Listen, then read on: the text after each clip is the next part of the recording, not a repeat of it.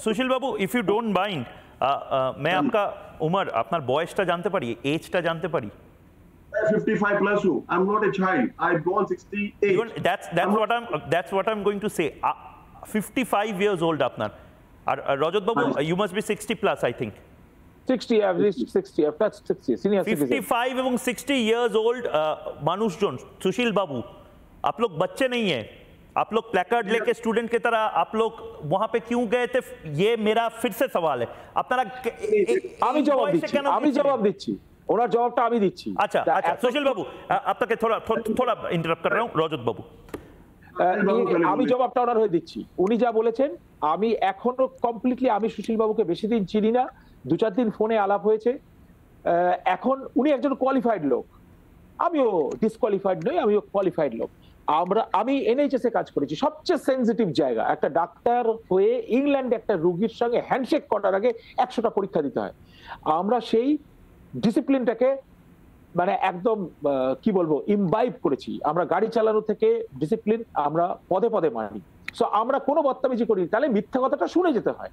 সেটা হতে পারে মহিত, তুমি যদি এখন বলো যে সূর্য ওঠেনি, ওটা ভলকানো হচ্ছে, আমি যদি বলি না ভাই হয়নি, ওটা ভলকানো নয়, তুমি কি বলছো যাতা, তা সেইটাকে যদি অসভ্যতা বলা হয়, তাহলে তোমার মিথ্যা কথাটা বলা তো আরো বড় পাপ।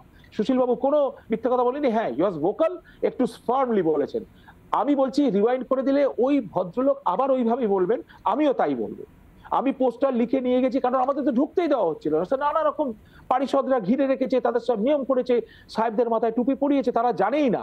চলে যাওয়ার পরে আমি পার্সোনালি আমার পার্সোনাল স্ট্যাটাস ওদের সামনে বলা মাত্র দে কেম এন্ড লিসেন টু মি। পুলিশটা যে সিকিউরিটি এসে ক্ষমা চেয়ে গেছে আমার কাছে, যে আমাদের যেটা করতে হয়েছিল জবটা আমাদের, ওটা বলেছে কামরা ছেড়ে চলে যান, আমরা চলে এসেছি। সুশীল বাবুও চলে এসেছেন, আমাদের সঙ্গে যারা ছিল, উই লেফট দ্য রুম। কোন রকম কেওস আমরা করিনি। কিন্তু পুলিশ যখন এগিয়ে আসছে, আমি ইচ্ছে করে টেস্ট করার জন্য বলেছি পার্সোনাল ডিস্টেন্সটা ছাড়বেন। যদি আপনি পার্সোনাল ডিস্টেন্স এনক্রোচ করেন, আমি 999 ডায়াল করবো। এটা ইংল্যান্ড, এবং সেটা ও তো জানে। ও তো বলেছে I am so sorry doctor. আমি বলছি আমি আপনাদের 1000 জীবন বাঁচিয়েছি, আপনার কি মনে হয় আমি এখানে হুলিগানিজম করতে এসেছি? উনি চিট, আমি দেখিয়ে দিয়েছি এই লোকটা এই করেছে, এই লোকটা আমরা জানতাম না। আমি বললাম এইটা হচ্ছে ব্যাপার। কুণাল ঘোষ এখানে কি করে ঢুকেছে, এরকম লোক হলে মানে কি বলবো, কি করে এয়ারপোর্ট ক্রস করে আমি জানি না। আর কলকাতা এয়ারপোর্ট কি করে ছাড়ে, হয়তো ও মহান দয়া আমাদের ইন্ডিয়ান গভর্নমেন্ট। না, কিন্তু আপনিও কি মনে করেন যে বাংলা যে জায়গাতে ছিল এবং আজ যে জায়গাতে আছে সেটা অবক্ষয়, যা আমরা পিছিয়ে না, কমপ্লিটলি ডিস্ট্রয়েড। সে আগে বলতো না যে যায় লঙ্কায় সেই হয় রাবণ, এতে একদম পুরো।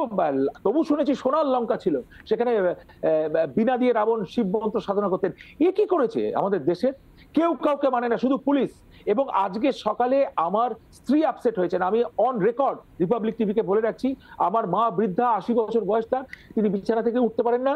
তিনি ভয় হাওয়া করে কাঁদছেন, হ্যাঁ রে তুই কি করেছিস, আমাদের এখানে কোনো হেনস্থা করবে না তো? আমার স্ত্রীর কথা বলছে, ওকে কেউ কিছু করবে না তো?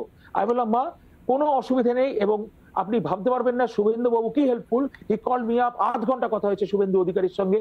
আমি বললাম ভাই এই বিপদে পড়েছি, আমি তো ওইখানে খুব কাছাকাছি থাকি। বলে আপনার কোনো চিন্তা নেই দাদা, আপনি শুধু বৌদিকে ফোনটা নাম্বারটা দিয়ে দেবেন, আমরা গিয়ে ঝাঁপিয়ে পড়বো। এই কারণে তো আপনি বিজেপি বোধহয়। না বিজেপি কেন, উনি আমায় ফোন করেছেন। আমি বিজেপি না, আমি প্রতিবাদী, আমি ডিসিপ্লিনের এগেইনস্টে। আপনি বিজেপি বলবেন, এসএফআই বলবেন, আর কি পার্টি আছে আমি জানি না। আমি ব্রিটিশ সিটিজেন, আমি ইন্ডিয়ার ওভারসিজ সিটিজেন অফ ইন্ডিয়া।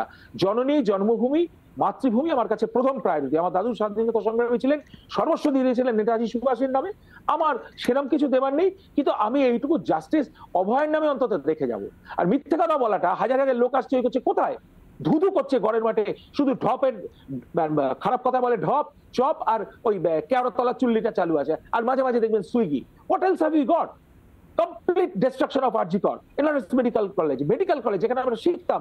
বড় বড় প্রফেসররা এসে অপারেশন করাতেন, আমাদের দেখাতেন, বোঝাতেন, পড়াতেন, সিঁড়িতে সিঁড়িতে দাদারা পড়াতো।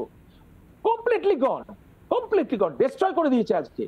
অভয়ের বডিটা, শুধু আপনি পিসিআর কে কখনো বলবেন নেক্সট আলোচনায়, অভয়ের বডিটা কিভাবে নিয়ে যাচ্ছে, ওইভাবে লোকে কুকুর বেড়ালের বডি নিয়ে যায়। আমরা একটা সত্যজিৎ রায়ের সিনেমা দেখেছিলাম সদ্গতি, তার মেইন জিনিসটাই ছিল ব্রাহ্মণ একটা নিচু জাতের লোককে ওই করে, সেটা অত্যন্ত মানে শিক্ষা দেওয়ার জন্য সত্যজিৎ বাবু করেছে। ঠ্যাঙে দড়ি দিয়ে নিয়ে চলে যাচ্ছে, কি অসভ্য জায়গাটা। তা এখানে ওইভাবে মুড়িয়ে মা বাবা হাওয়া, উঁচু ছোট বড় এই সমস্ত কিছু থেকে তো বেরিয়ে এসেছি আমরা। এবং আপনি আমরা বেরিয়ে আসতে পারিনি হয়তো জাতপাতটা গেছে, কিন্তু এখনো আমরা ছোট, উনি উঁচু। কেন কি ওনার হাতে পাওয়ার আছে, পুলিশের হাতে ডান্ডা আছে। এটা জাত মানে ঘোষ চ্যাটার্জির কথা হচ্ছে না, এটা হচ্ছে হায়ারার্কির কথা।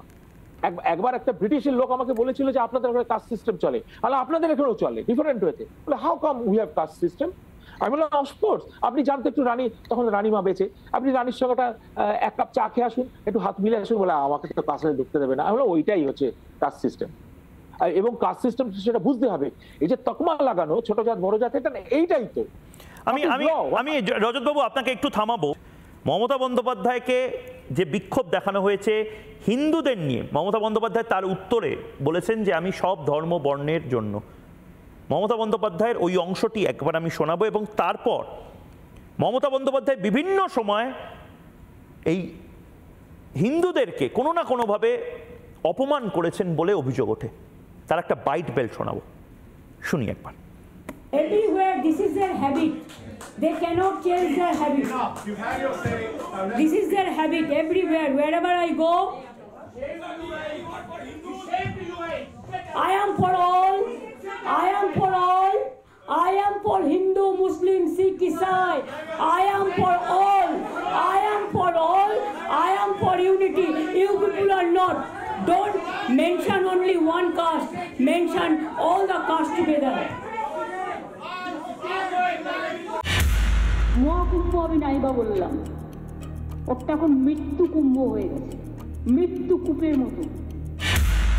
কালকে আমায় জিজ্ঞেস করছিল রাম মন্দির নিয়ে আপনার কি বক্তব্য, যেন আর কোনো কাজ নেই, একটাই কাজ।